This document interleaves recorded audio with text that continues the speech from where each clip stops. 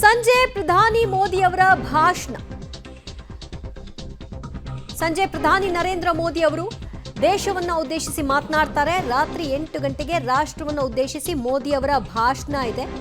ಈಗಾಗಲೇ ಆಪರೇಷನ್ ಸಿಂಧೂರದ ಬಗ್ಗೆ ಜನರಿಗೆ ಒಂದು ಗೊಂದಲ ಇದೆ. ಏನ್ ಮಾಡ್ತಾರೆ, ಏನ್ ಮಾಡ್ಲಿಕ್ಕೆ ಹೊರಟಿದ್ದಾರೆ, ಕದನ ವಿರಾಮ ಯಾತಕ್ಕಾಗಿ, ಅಮೆರಿಕ ಯಾವ ಕಾರಣಕ್ಕೆ ಮಧ್ಯಸ್ಥಿಕೆ ವಹಿಸಿದೆ, ಪಾಕಿಸ್ತಾನ ಮಂಡಿಯೂರದಕ್ಕೆ ಭಾರತ ಯಾಕೆ ಶರಣಾಯಿತು, ಈ ರೀತಿಯ ಹಲವಾರು ಪ್ರಶ್ನೆಗಳಿದೆ.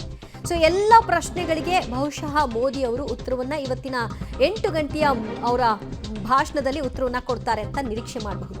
ಆಪರೇಷನ್ ಸಿಂಧೂರದ ಬಳಿಕ ಮೊದಲ ಬಾರಿಗೆ ಮೋದಿ ಅವರು ಮಾತನಾಡ್ತಾ ಇದ್ದಾರೆ.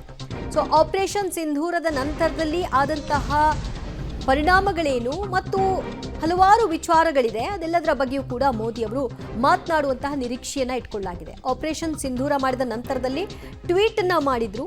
ಆ ಮೂಲಕವಾಗಿ ಹೆಣ್ಣು ಮಕ್ಕಳ ಸಿಂಧೂರವನ್ನ ಕಸ್ತವರಿಗೆ ಪಾಠವನ್ನ ಕಲಿಸಿದ್ದೀವಿ ಅಂತ ಹೇಳಿದ್ರು. ಅದಾದ ನಂತರದಲ್ಲಿ ಎಲ್ಲಿಯೂ ಕೂಡ ಅವರು ಮಾತನಾಡಿರಲಿಲ್ಲ. ಈಗ ಅವರ ಬಹಿರಂಗ ಭಾಷಣ ಯಾವ ರೀತಿಯಾದಂತಹ ಚಾಟಿ ಬೀಸುತ್ತೆ ಪಾಕಿಸ್ತಾನಕ್ಕೆ ನೋಡಬೇಕು.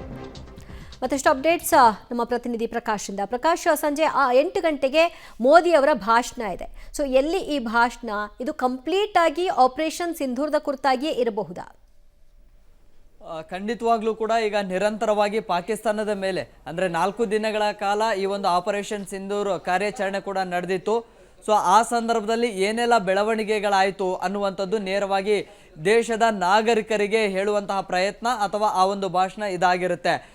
ಆಗಲೇ ಈ ಒಂದು ಪೆಹಲ್ಗಾಮ್ನಲ್ಲಿ ದಾಳಿ ಆದಂತಹ ಮರುದಿನ ಅಂದರೆ ಒಂದು 2-3 ದಿನದಲ್ಲಿ ಬಿಹಾರದಲ್ಲಿ ಒಂದು ಅಧಿಕೃತವಾಗಿ ಹೇಳ್ತಾರೆ, ಇದಕ್ಕೆ ಪ್ರತೀಕಾರವನ್ನು ನಾವು ತೀರಿಸ್ಕೊಳ್ತೀವಿ ಅನ್ನುವಂಥದ್ದನ್ನು. ಅದಾದ ನಂತರ ಆಪರೇಷನ್ ಸಿಂಧೂರ್ನ ಕಾರ್ಯಾಚರಣೆಗಳು ಕೂಡ ಆರಂಭ ಆಗುತ್ತೆ. ಜೊತೆಗೆ ಸೇನಾ ಮುಖ್ಯಸ್ಥರಿಂದ ಸಭೆಗಳ ಮೇಲೆ ಸಭೆಗಳಂತ ಹೇಳಿ ಮಾಡ್ತಾರೆ. ಅದಾದ ಬಳಿಕ ಪಾಕಿಸ್ತಾನದ ಒಂದಿಷ್ಟು ವಾಯುನೆಲೆಗಳು ಮತ್ತು ಅಲ್ಲಿನ ಒಂದಿಷ್ಟು ವ್ಯಾಪಾರ ಕೇಂದ್ರಗಳನ್ನು ಸಂಪೂರ್ಣವಾಗಿ ಧ್ವಂಸ ಮಾಡ್ತಾರೆ ಈ ಒಂದು ಕಾರ್ಯಾಚರಣೆಯಲ್ಲಿ. ಸೊ ಇಲ್ಲಿವರೆಗೂ ಕೂಡ ಪಾಕ್ನ ಯಾವುದೆಲ್ಲ ನೆಲೆಗಳ ಮೇಲೆ ದಾಳಿಯಾಗಿದೆ, ಭಾರತ ಸೇನೆ ಯಾವುದೆಲ್ಲ ವಿಚಾರಗಳಲ್ಲಿ ಅಂದರೆ ಸಕ್ಸಸ್ ಅನ್ನು ಕಂಡಿದೆ, ಜೊತೆಗೆ ಭಾರತದಲ್ಲಿ ಒಂದಿಷ್ಟು ಪಾಕಿಸ್ತಾನದ ದಾಳಿಯಿಂದ ಏನೆಲ್ಲ ಹಾನಿಯಾಗಿದೆ, ಜೊತೆಗೆ ಭಾರತದ ಯೋಧರು ಎಷ್ಟು ಜನ ಹುತಾತ್ಮರಾಗಿದ್ದಾರೆ, ಭಾರತದ ಈಗಿನ ಗಡಿಗಳ ಸ್ಥಿತಿಗತಿ ಹೇಗಿದೆ, ಅದಕ್ಕೆಲ್ಲದಕ್ಕಿಂತ ಪ್ರಮುಖವಾಗಿ ಕದನ ವಿರಾಮ ಒಪ್ಪಂದಕ್ಕೆ ಭಾರತ ಯಾಕೆ ಒಪ್ಕೊಳ್ತು ಅನ್ನುವಂಥದ್ದನ್ನು ಕೂಡ ಹೇಳುವಂತಹ ಸಾಧ್ಯತೆಗಳು ಕೂಡ ಇದ್ದಾವೆ. ಆರಂಭಿಕ ಹಂತದಲ್ಲಿ ಈ ಒಂದು ಸೀಸ್ ಫೈರ್ ಅಗ್ರಿಮೆಂಟ್ಗೆ ಭಾರತ ಒಪ್ಕೊಂಡಿರಲಿಲ್ಲ. ಸೊ ಪಾಕಿಸ್ತಾನ ನೇರವಾಗಿ ಅಮೆರಿಕದ ಸಹಾಯಕ್ಕೆ ಹೋಗುತ್ತೆ, ಅಮೆರಿಕದ ಮೂಲಕವಾಗಿ ಭಾರತಕ್ಕೆ ಹೇಳುವಂಥ ಪ್ರಯತ್ನಗಳು ಕೂಡ ಆಗುತ್ತೆ.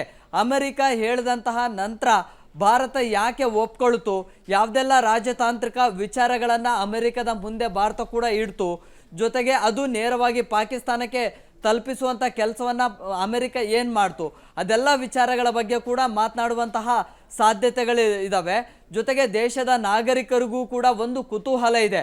ಅಂದರೆ 4 ದಿನಗಳ ಕಾಲ ಭಾರತೀಯ ಸೇನಾ ಕಾರ್ಯಾಚರಣೆ ತುಂಬಾ ಅದ್ಭುತವಾಗಿ ನಡೀತಾ ಇತ್ತು. ಪಾಕಿಸ್ತಾನಕ್ಕೆ ಮತ್ತಷ್ಟು ಅಪ್ಡೇಟ್ಸ್ ಪಡ್ಕೊಳ್ತೀವಿ.